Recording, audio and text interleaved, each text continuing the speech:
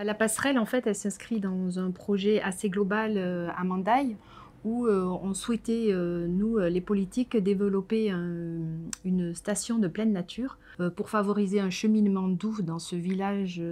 de montagne, et pour enjamber la Jordanne, en fait, il nous fallait, une passerelle. Et on a un bâti assez caractéristique qui sont les vieilles granges semi-enterrées, recouverts, de tôles, rouillées,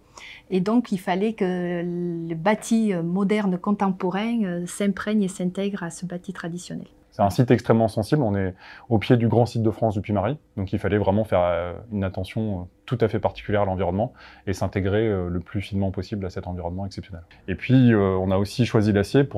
vraiment pour ses caractéristiques techniques. À matière équivalente, l'acier reste le matériau le plus performant pour franchir, donc c'était aussi pour nous un point important de se dire qu'on mettait le moins de matière possible. Comme dans l'intégralité de nos projets, c'est le bon matériau au bon endroit, donc l'acier a été aussi une évidence pour cette question-là. Les défis particuliers étaient d'arriver à trouver une conception qui permette de concevoir un ouvrage monolithique, qui fasse la part belle à des assemblages soudés, qui donne une ligne la plus épurée possible à l'ouvrage aujourd'hui, et qui permet également derrière d'assurer une grande durabilité et une maintenance facilitée pour le maître d'ouvrage. Alors l'enjeu par rapport à tout ça, c'est d'avoir de souder bout à bout une multitude de tôles en évitant la déformation tout au long des soudures, parce que dès qu'on chauffe la matière, elle se déforme, et donc l'idée c'était d'avoir une passerelle monolithique